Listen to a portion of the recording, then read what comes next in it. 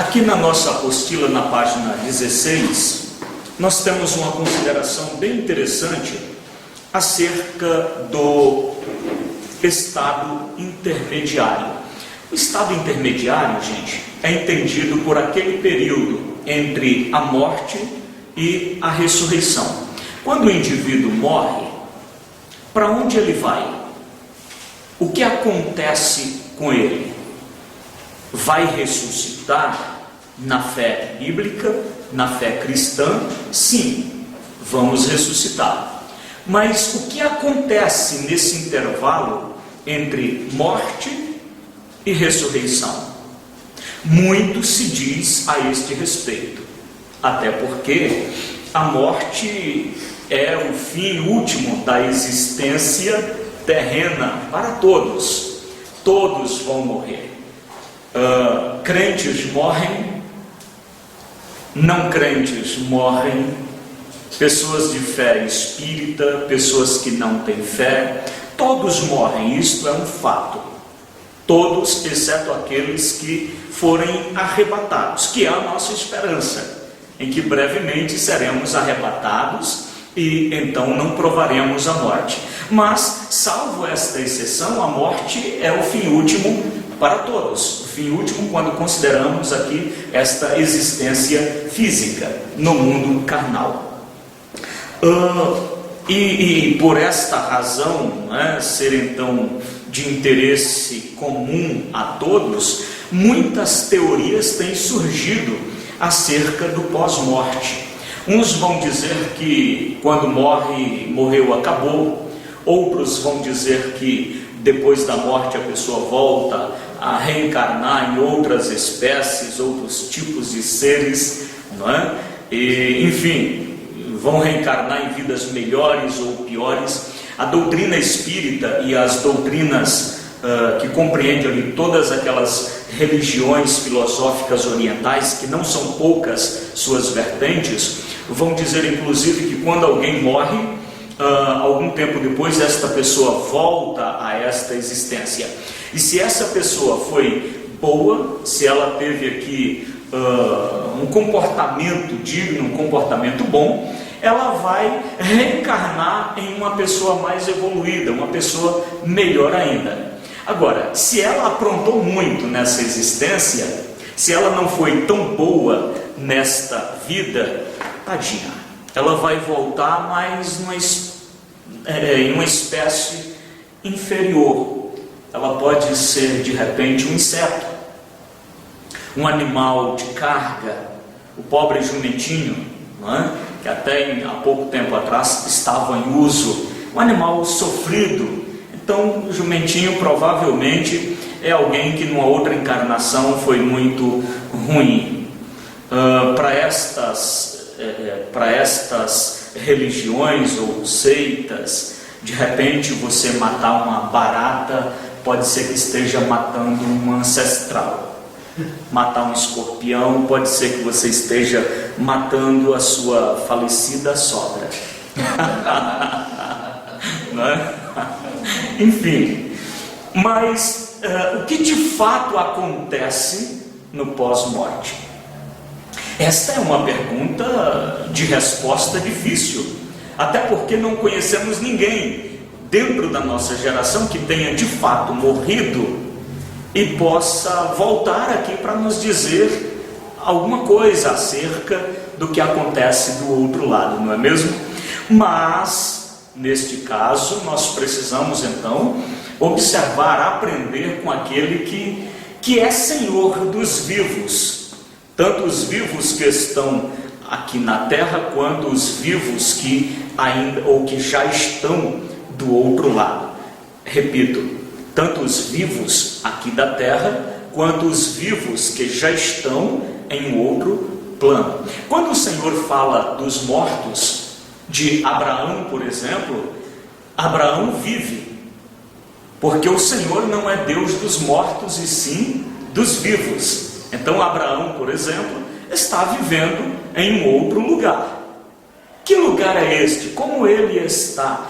Ele, para exemplificar, mas toda a humanidade justa e injusta. Pois bem, para dirimir estas questões, para sanar estas dúvidas, nós vamos então observar o que o nosso mestre, o mestre por excelência, nos ensina. Ele é a única autoridade competente nesse assunto, porque, afinal de contas, os vivos da terra ou os que já estão do outro lado estão em sua presença, estão em seus cuidados, ok? Pois bem, mas antes de falarmos desta conceituação de onde estão estes mortos, vamos observar primeiro um detalhe interessante que colocamos aqui em nossa apostila na página 16, que diz o seguinte: o relato criacionista encontrado em Gênesis e contextualizado com os demais livros da Bíblia nos oferece a ideia de que o homem foi criado como um ser infindo. O homem foi criado como um ser infindo. Guarde isto. Ou seja, eterno num sentido parcial, posto que a eternidade pode ser vista como absoluta e ou parcial. A primeira, a absoluta, só pode ser aplicada unicamente à Santíssima Trindade.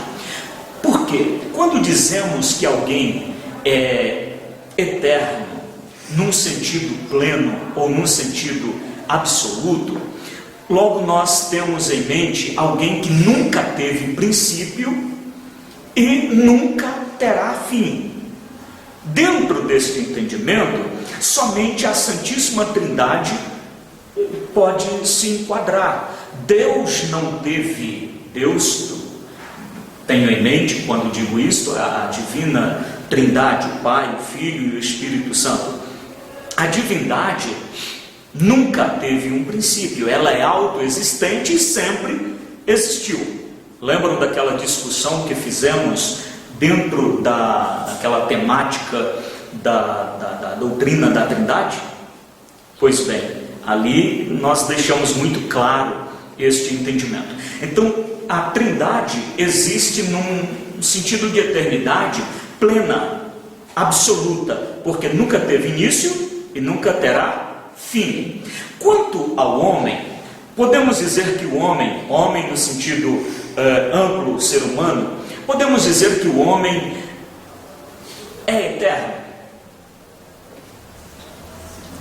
Até podemos, quando colocamos uma ressalva nesta eternidade. O homem é eterno, não em um sentido pleno, absoluto. A eternidade do homem é uma eternidade parcial. E para a eternidade parcial, vamos dizer então que o homem é uma criatura infinda. Por que parcial? Porque lembram da absoluta? Nos lembra alguém que nunca teve princípio e jamais terá fim? Pois bem, o homem na condição de infindo ou eterno no sentido parcial é alguém que teve início, contudo jamais terá fim. O homem não existia antes de ser criado, por isso não podemos dizer que ele é eterno no sentido pleno. Mas após a sua criação, jamais deixará de existir. Você deve estar pensando, mas todos morrerão. Sim, contudo, quando nós falamos de ser humano, num contexto bíblico, num contexto criacionista, que é esse contexto de Gênesis e de toda a Sagrada Escritura, a constituição do homem é composta por 3 elementos. Quais são? Vamos lá: espírito, alma e corpo. A morte biológica, ela afeta primeiramente o corpo, mas o homem continua existindo no plano do espírito. Então, entendam, o homem não é um corpo que tem um espírito, mas é um espírito que tem um corpo. Se o homem é um espírito que tem um corpo, logo a morte biológica não pode exterminar este homem espiritual, concordam? Então, dentro deste contexto, o homem é infindo, porque após a morte física, todos continuarão existindo do outro lado da existência. Após a sepultura, todos continuarão, uns no céu e outros no inferno. Agora, o que o texto ou esta visão criacionista nos apresenta é que este ser infindo foi criado para ser eterno também aqui no plano terreno. Quando Deus colocou Adão e Eva ali no paraíso, o Senhor lhes deu algumas instruções. Entre elas, Deus coloca dentro do paraíso uma árvore, como se chamava? Árvore da vida. Além da árvore da vida, tinha uma outra árvore, a árvore da ciência do bem e do mal. Esta árvore da ciência do bem e do mal, Deus colocou algumas observações para que Adão não comesse de seu fruto. Nós não sabemos que árvore era esta, ou que fruto era este. A teologia romana, simboliza esta árvore e seu fruto através da maçã. Nós não sabemos se era uma maçã, um abacaxi, não dá para saber. O fato é que era a árvore da ciência do bem e do mal. Pois bem, aquele fruto, aquela árvore, era na verdade um medidor de fidelidade de Adão com o seu Criador, de lealdade de Adão com o seu Criador. Deus disse a Adão: não coma deste fruto, porque no dia em que você comer, certamente morrerás. Veja, Deus condicionou a morte ao comer daquele fruto. Adão comeu, claro, e morreu. Mas se ele não tivesse comido do tal fruto, será que Adão teria morrido ou estaria vivo até hoje? Entendam, Deus dá uma condicional. No dia em que você comer, morrerá. Se não comer, viverá. Então, se Adão não tivesse desobedecido, irmãos, até hoje nós encontraríamos o irmão Adão por aí, fazendo trancinhas na sua barba de 6.000 anos, contando as histórias, as experiências com Deus ali no Éden, todo final do dia, final da tarde. Que maravilha! Pois bem, mas Adão pecou. Adão desobedeceu. E a morte veio. Mas quando pensamos em morte dentro do contexto bíblico, nós precisamos definir, porque nós temos pelo menos 3 tipos de morte na Bíblia. O primeiro é uma referência à morte física. A morte física que está descrito em nossa apostila do bacharelado em teologia da disciplina escatologia, página 17, a morte física nada mais é do que a cessação da vida biológica. A morte física é fácil de entendermos, não é? Até porque todos nós já vimos alguém morto, da nossa família, de algum amigo chegado ou da vizinhança.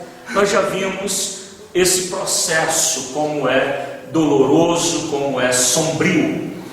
É a cessação da vida física, a cessação da vida biológica.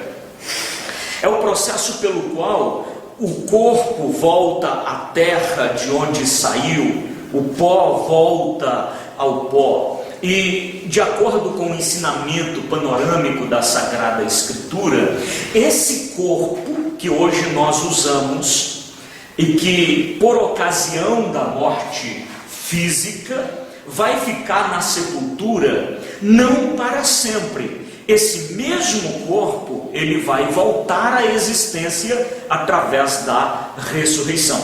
Então, a morte física é uma morte temporária.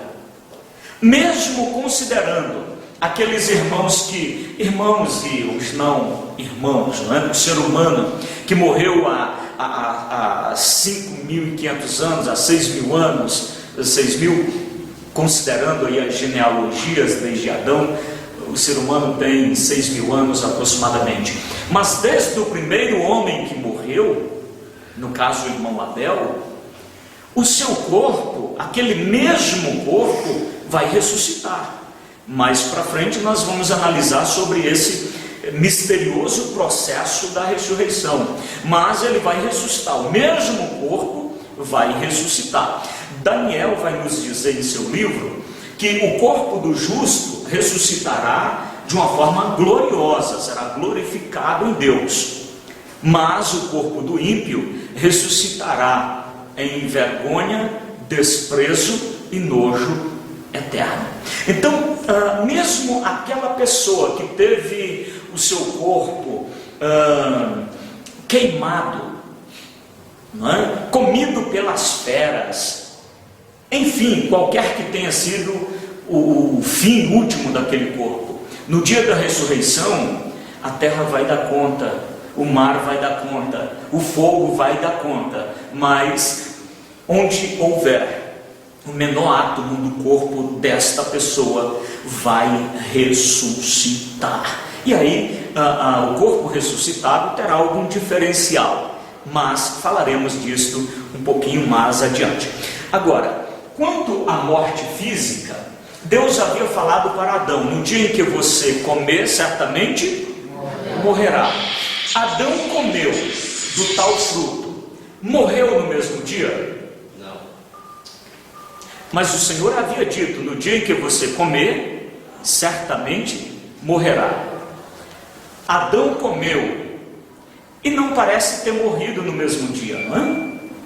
Aliás, ele vive 930 anos. É tempo, hein, gente? É tempo.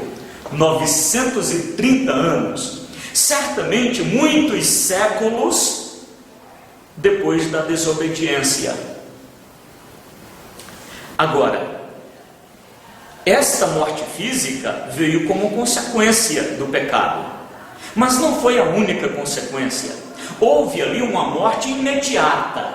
Esta morte imediata, que aqui colocamos como segunda, morte ou morte espiritual, essa segunda aqui é apenas para referenciar a nossa lista de 3, tá? Mas o nome dela vamos chamar de morte espiritual. Porque em Apocalipse, quando chamamos de segunda morte, falamos de condenação eterna. Então, além da morte física, que ocorreu algum tempo depois, essa morte, a morte espiritual, se deu de forma imediata.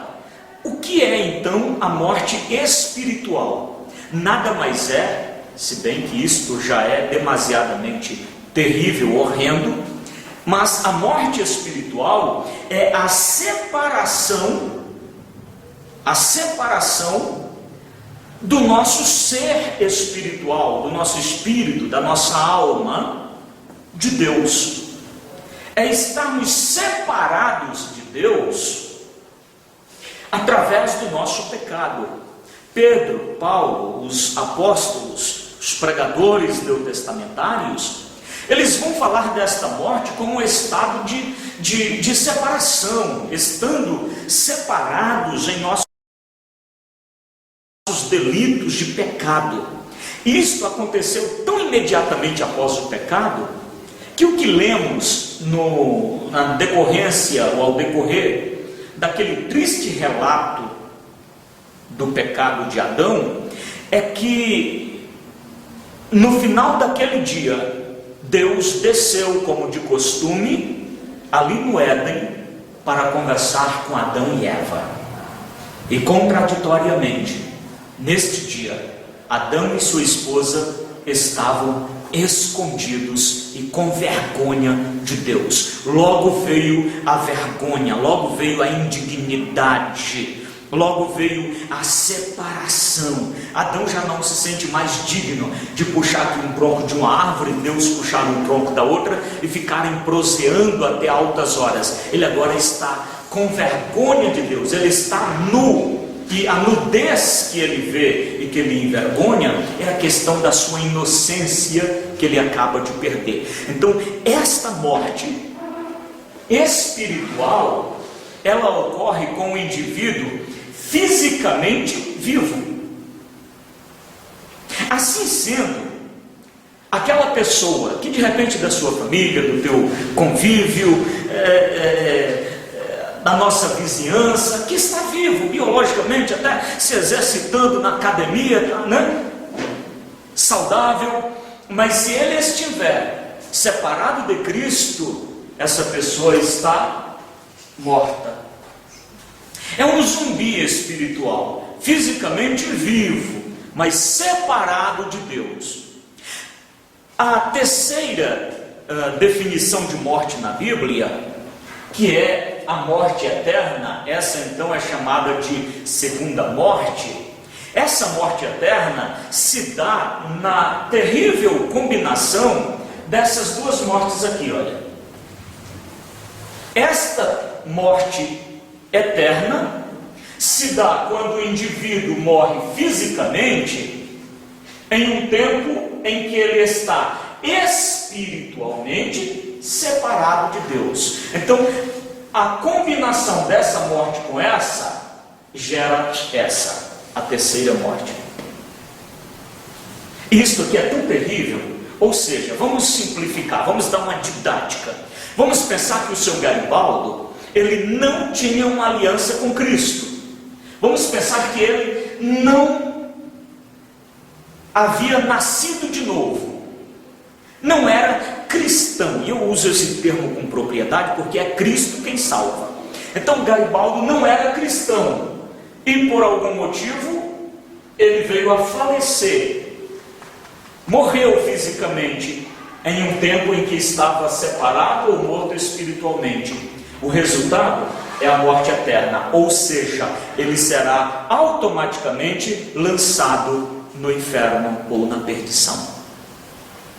Isso é chamado de morte eterna ou segunda morte, onde jamais haverá uma saída. Enquanto o indivíduo está nesta segunda definição de morte espiritual, maravilha, e está fisicamente vivo, maravilha, a qualquer momento ele pode se converter a Cristo.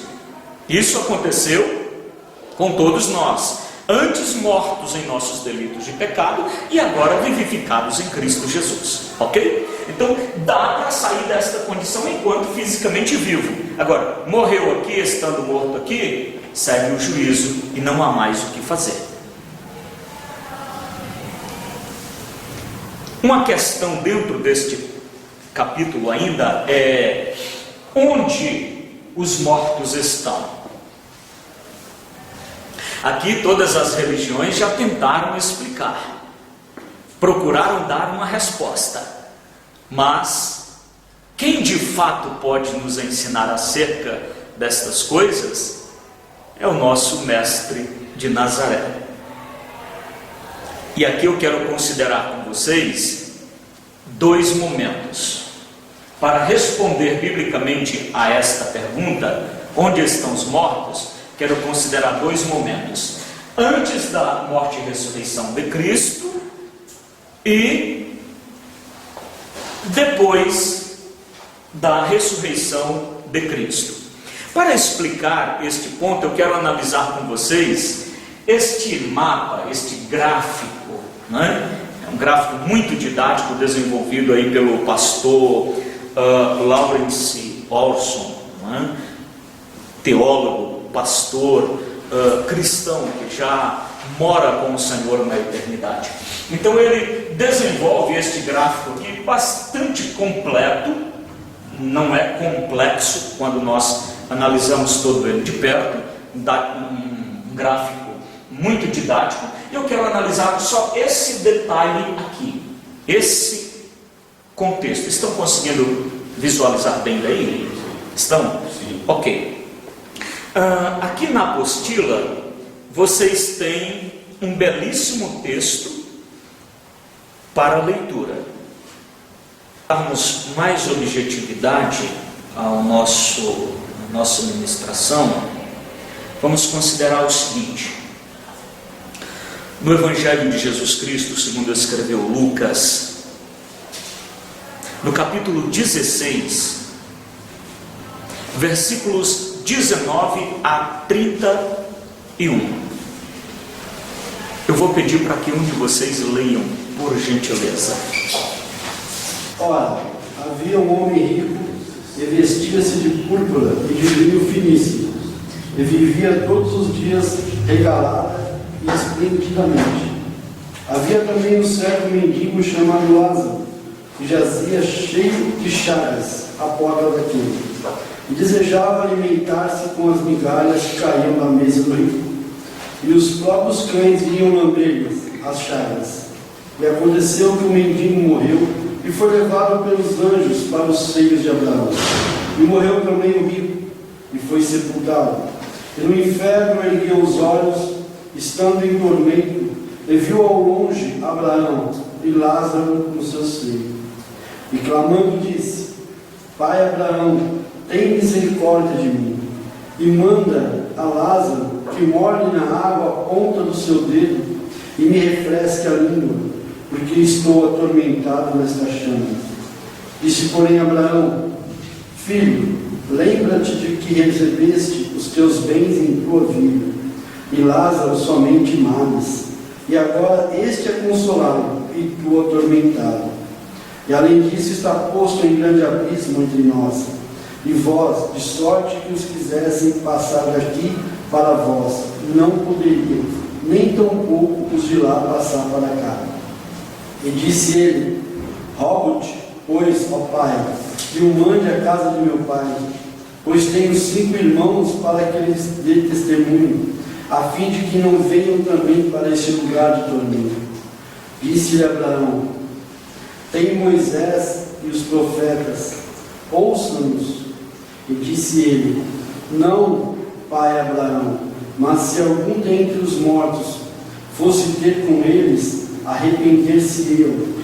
Porém Abraão lhe disse: Se não ouvem a Moisés e aos profetas, tampouco acreditarão ainda que algum dos mortos ressuscite. Olha aí, que explicação extraordinária o nosso mestre está nos dando acerca da vida pós-morte. O que Jesus está dizendo através deste ensinamento é basicamente o seguinte: acompanhem comigo aqui, por gentileza. Desviem o seu olhar de toda esta parte, porque compreende outros momentos da escatologia. Mas observando aqui para este ponto, onde temos a cruz de Cristo na superfície da terra. Vamos considerar então um período antes da cruz de Cristo e um período depois da cruz de Cristo. De acordo com o que foi ministrado, ensinado por Jesus, e aqui muito bem ilustrado, vamos analisar o seguinte. Imaginem aqui a superfície da terra, onde há a cruz, aqui na crosta da terra, como que no miolo da terra, alguma região aqui no seio da terra, chamada de Hades ou Seol, que traz uma equivalência para inferno. De acordo com este ensinamento, existe uma região aqui.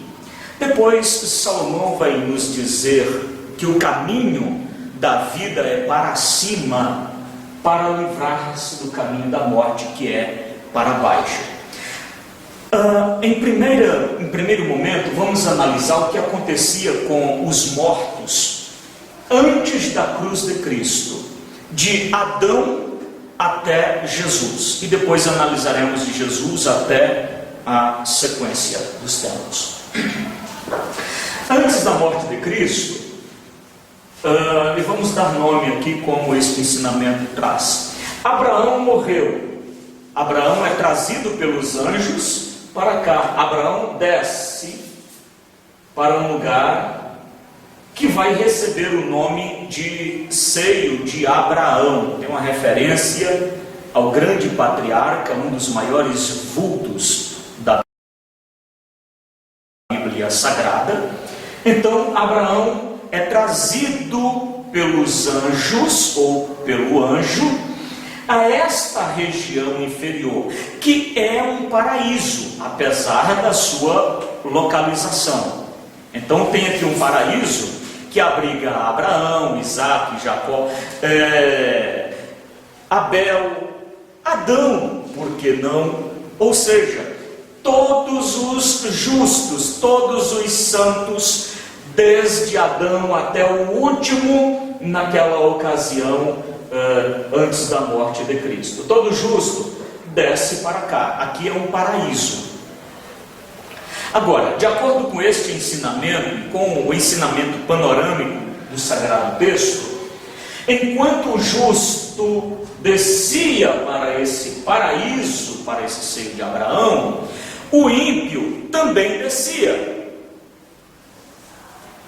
Ele vinha para este outro lado, dentro desta mesma região espiritual, mas ficava nesse outro departamento, chamado aqui de Hades ou inferno. Enquanto aqui no seio de Abraão, nesse paraíso, é um lugar de sombra e água fresca, não é? Para descrever a calma, a harmonia, a paz deste lugar, os ímpios desciam para este lugar próximo, que é descrito neste ensinamento de Jesus como um lugar de tormento, lugar onde o fogo está a queimar existencialmente todos os que lá entram.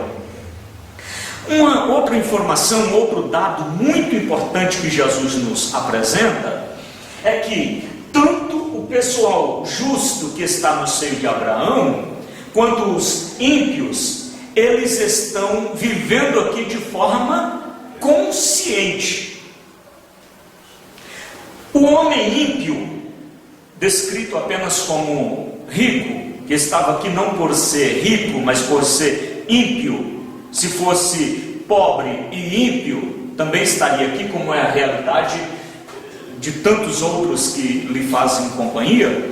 Este homem ímpio, ele olha para este outro lado do paraíso e vislumbra toda a glória de lá, e reconhece Lázaro, que parece ser algum contemporâneo seu, de acordo com este ensino claro de Jesus, e faz uma oração, faz uma petição, dizendo: Pai Abraão, manda que Lázaro molhe a ponta do seu dedo na água e venha refrescar a minha língua, porque eu estou padecendo nessas chamas. Não é isso que ele diz? Se ele está padecendo, ele está sofrendo. E se ele está pedindo ajuda a Lázaro, ele tem consciência de quem é Lázaro. Quando Abraão diz assim: filho, olha, você teve todos os teus bens, os teus gozos na terra. Lázaro, só sofrimento. Agora ele está no gozo e você está no tormento. Aí ele insiste, esse ímpio: pai Abraão, mas... Aí Abraão diz: olha filho, nem dá, porque olha, mesmo que quiséssemos, entre nós e vós há um grande abismo. Daqui não dá para ir e vice-versa. Em outro momento vamos falar desse grande abismo. O poço desse abismo guarda alguns demônios terríveis que são reservados para o dia do juízo, dia da grande tribulação. São tão terríveis que não foram permitidos que eles ficassem soltos. Enquanto o próprio Satanás está solto, eles estão acorrentados em cadeias eternas até o dia do juízo. Vamos falar deles mais para frente. Pois bem, veja o nível de consciência. Morreu, acabou? Não. Observe o nível de consciência. Ele diz assim: pai Abraão, então mande que Lázaro ou algum dos mortos vá até a casa de meu pai, porque tenho lá 5 irmãos que são como eu, para que eles também não venham para cá. Esse sujeito era de mentalidade espírita. Ele acreditava que dava para chamar os mortos em sessão espírita. Abraão diz assim: olha, na terra tem Moisés e os profetas, ouçam. Se não crerem nos profetas, se não crerem na igreja, Moisés e os profetas, jamais, muito menos, crerão em um dos mortos. Então, para passarmos a limpo aqui, morreu, continua existindo. Quem veio para cá? A carne, o corpo ficou aqui na terra, não é isso? Sepultado. Quem veio para cá? Veio o espírito e a alma. Espírito e alma. Quem está no paraíso? Espírito e alma. Quem está no inferno? Espírito e alma. Pastor, mas é aquele texto que o espírito volta para Deus que o deu. Sim. Alguns pensam que quem vem para o inferno é só a alma. Todo espírito volta para Deus. De fato, todo espírito volta para Deus. Mas, tanto esse espírito quanto esse voltaram para Deus. E Deus, como grande administrador de tudo isto, coloca cada um no destino merecido. Coloca o justo no paraíso e o ímpio no inferno.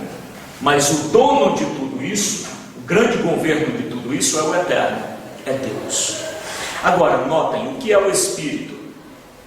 A centelha de vida que recebemos do Senhor. O que é a alma? É a sede das emoções, do saber, do sentir. Então, se este homem sabe, se este homem sente, a sua alma está lá. E se ele é uma consciência viva, o seu espírito está lá. Pois bem, segura isso só um minutinho. Pois bem, ambos desceram até a morte de Cristo. Agora, depois da morte de Cristo, aí mudou. Veja que mudança gloriosa ocorreu no destino do justo. Se já era glorioso aqui, quando Jesus morre aqui na cruz, nós lemos que ele desce às partes mais baixas, prega aos espíritos em prisão, espíritos humanos, que em outro tempo, no tempo de Noé, foram rebeldes. E ele prega a esses espíritos. E a pregação de Jesus aqui, tenham certeza, não é uma pregação evangelística. Não é aquela pregação que diz, quem quer me aceitar? Irmãos, imagine, quem está no inferno, aparece Jesus em pessoa, dizendo, alguém aí me aceita, porque eu os tirarei daí. Até o fogo do inferno vai querer sair desse lugar, gente. Mas a pregação de Jesus foi declaratória, como quem diz, aqui estou, não creram nos profetas? Estou aqui como resultado profético, e traz o cumprimento da profecia. Agora, subindo ao alto, ele vai levar cativo, ou seja, vai levar esse pessoal que está aqui com Abraão, Jesus vai levar para cá, ó. Aqui nós temos um trono, não sei se dá para você ver aí, ou não sei se no vídeo você consegue ver, mas aqui o desenho do trono. E quando Jesus então entre morte e ressurreição, ele desce aqui e leva para cá. Aqui, o terceiro céu, embaixo do trono de Deus, nós temos uma antessala ou uma sala de espera. Todos os santos que estavam aqui subiram para cá. Hoje, todos os santos, ao morrerem, não descem mais. Já sobem diretamente para a imediata presença do Senhor. Paulo foi levado a este lugar, em arrebatamento. Ele fala ali, sem ser na primeira pessoa, procurando de alguma forma não trazer, um sentimento de idolatria dos seus leitores, dos irmãos em relação a ele. Ele fala de um certo homem, mas ficamos sabendo nas entrelinhas que ele está falando dele mesmo. Então ele veio a este lugar e viu coisas inefáveis, coisas indizíveis. João também veio a este lugar em arrebatamento e viu ali as almas dos santos e continuam conscientes, esperando o grande dia da ressurreição de seus corpos. Agora, o ímpio, veja que mudança gloriosa, hein? Agora o ímpio morre, continua descendo. Tem aqui, ó, aqui na terra, tem um tubo-fogo. sabe o tobogã, tubo-água? Para esse lugar aqui tem um tubo-fogo. Escorregou aqui, morreu aqui, desce direto para cá. É, o tubo-fogo. Jamais vai sair daqui. Sabe quando os ímpios sairão daqui? Nós vamos falar disso mais para frente. Mas eu antecipo um pouquinho para fecharmos esse ponto.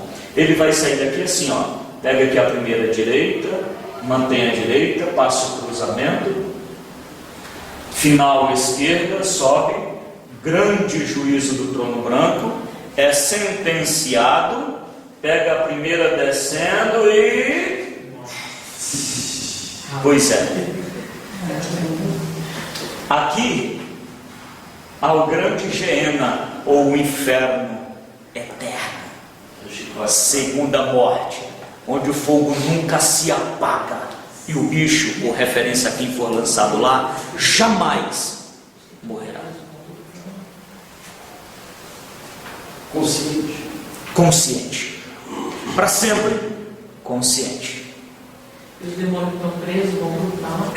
Esses demônios que estão presos aqui, vejam, os demônios, Satanás, estão nas regiões celestiais. Aqui é um grupo que está sendo aprisionado, mantido, presos para o dia do juízo. A grande tribulação, eles vão receber uma chave para sair daí. E vamos falar deles mais para frente na nossa matéria. Já abro para as perguntas. Então, gente, as referências, página 20, terceiro parágrafo. As referências aqui citadas são suficientes para esclarecer as frequentes dúvidas que têm surgido ao longo dos milênios acerca do estado intermediário dos mortos, além de contestar com veemência os equívocos preconizados pelos segmentos religiosos ou sectários que propagam inverdades como purgatório, reencarnação, sono da alma, aniquilamento dos espíritos, etc. Além de que a ideia de que todos, por fim, terão um destino igualmente bom, não é bíblico. Seguramente há diferença entre o justo e o ímpio, entre o que serve a Deus e o que não serve a Deus. Para onde iremos? Descer, subir, depende das escolhas que nós fazemos aqui. Como escolhemos Cristo, nosso caminho é o da vida, é para cima, para nos livrar do caminho da morte que está para baixo. Amém? Amém. Vamos então às perguntas, dúvidas. É com vocês agora.